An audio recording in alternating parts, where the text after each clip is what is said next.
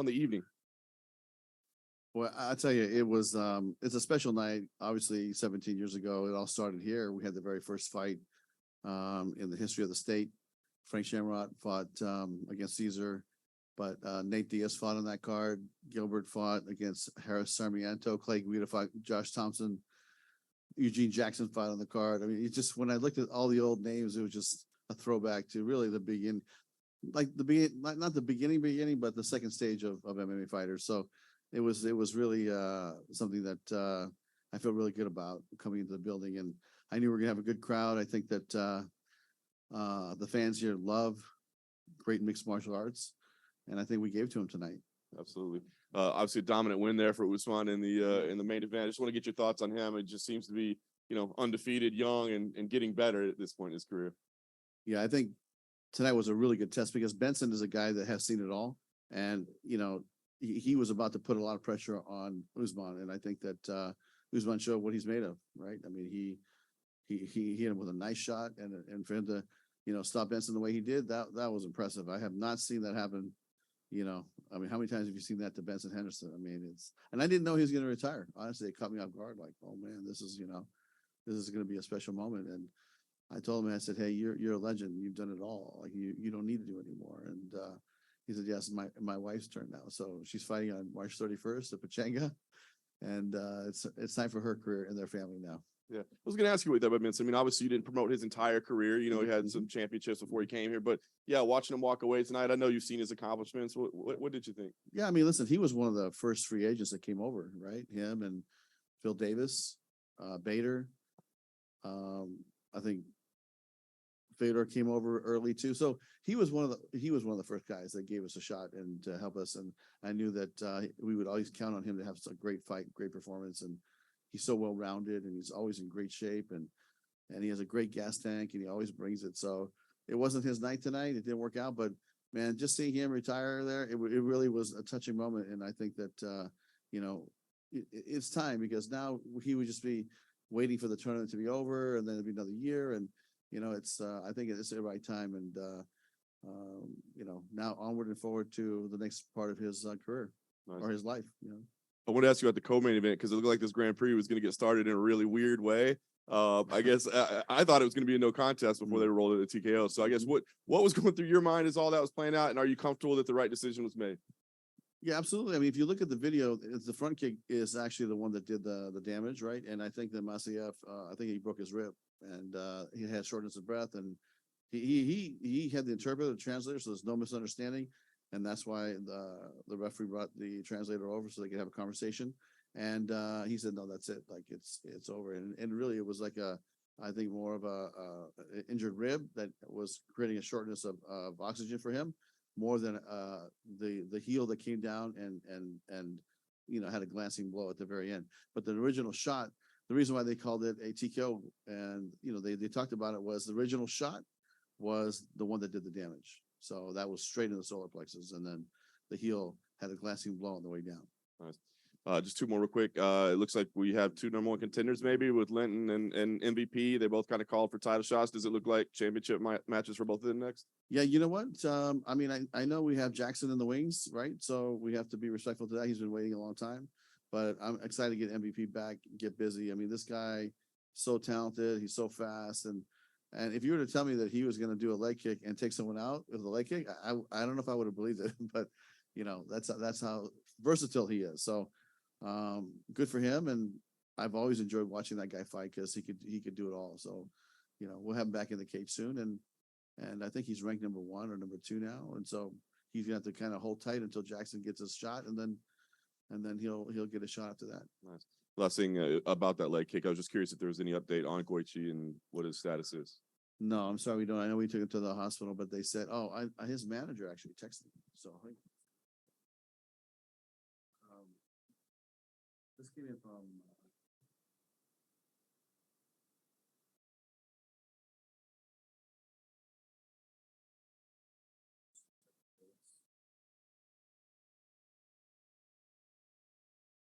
Get a lot of texts. yes, it's been a busy night.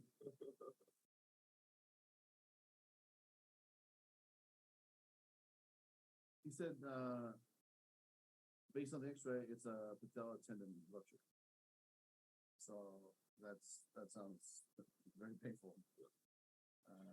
And Masayev did break his rib.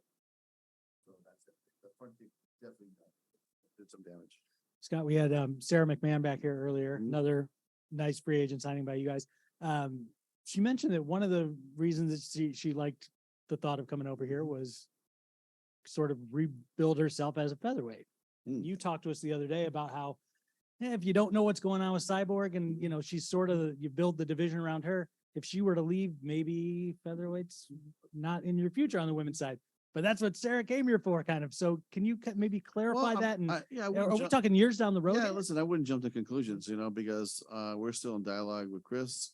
We respect her. We think that she is, to me, the GOAT in the female division. She fought here, was it 2009 against Gina Carano in the very first female MMA fight on national TV to be the main event. So she's a lot of historical things and had a great success, a great career. So I wouldn't count that out. And then we'll make decisions based on what happens. You know, we still have, you know, some contractual rights to her until August. So let's see how it plays out. So it could be, you know, something that, you know, we're going to engage with her next week, start talking about, you know, what we want to do. But I still think we're in a very good position with her. I think she loves being here. I think we have a very good working relationship. We've been, you know, working together since 2009 or 2008 maybe. And, you know, I wouldn't count it out yet. If she were to go, and I know you're saying, hey, she's just as good of a chance as she'll be back here. If she were to go, can you keep that division around and build it around somebody like Sarah McMahon, even though she's in her 40s? Yeah, I mean, here's the thing. Listen, we have contractual obligations to allow these females to fight. So yeah, the answer is yes. It doesn't have to be so black and white right now. I think that there's a little bit of a gray area, but it's onward and forward until we actually make a decision one way or the other. And I mean, you've been in that position 100 times where you've got a star who's going to leave or you know, change direction in their career, and you have to figure something else out. So it's old hat, right? Yeah, I mean, listen, one of the things we take pride in is, you know, the fighters that we want to keep, we're able to keep, you know, whether it was Strikeforce, right? Or whether it was here in Bellator, you know, the situation, let's say like for instance, Michael Chandler, right? Great talent. That was a business decision that we made internally to eventually pour more money into our lightweight division as a whole and pour more money into AJ McKee's and all the other, and build a real lightweight division because it was really thin at that time. So, you know, sometimes, you know, you let an athlete go and there's business reasons behind it. It's not just, oh, let's let this guy walk or this girl walk. There's some business, you know, ramifications of what we're doing.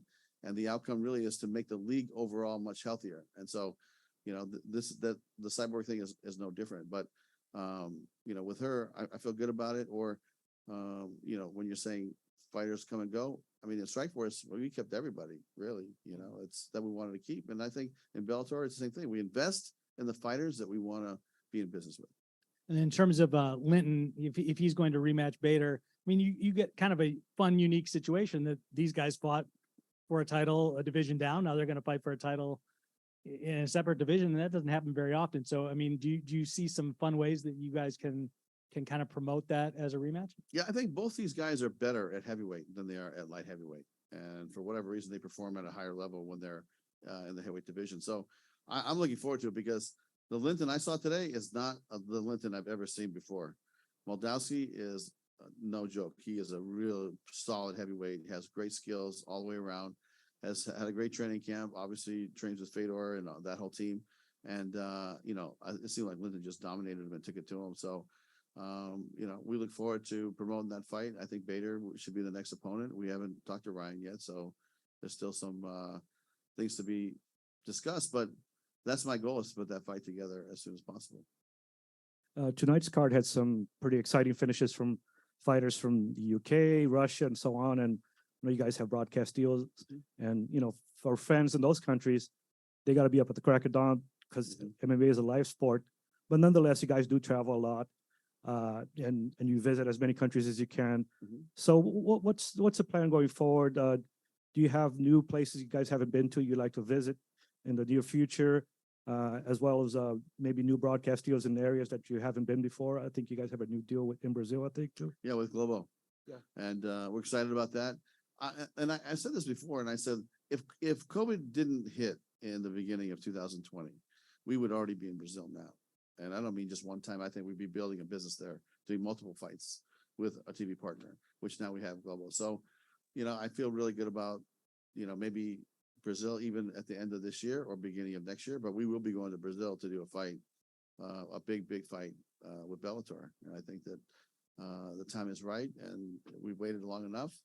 We have a great business deal with Sakakibara in Japan, and we have a great relationship with RMC in France. We love going to Dublin. I mean, Dublin, Ireland, if you've never been there to see a fight, is unbelievable. It's nothing like you've ever seen. And love going back to the UK.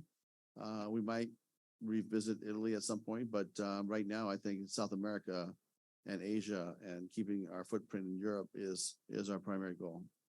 And talking about expanding your horizons, have you guys thought about more weight classes maybe as you pick up more talent in other countries? I'll tell you, the one question, actually was Dan Lambert, was asking me about Horiguchi, going down to 25, and would you guys consider having a division? So we're talking internally about having a 125-pound weight class division. It just hasn't been determined yet.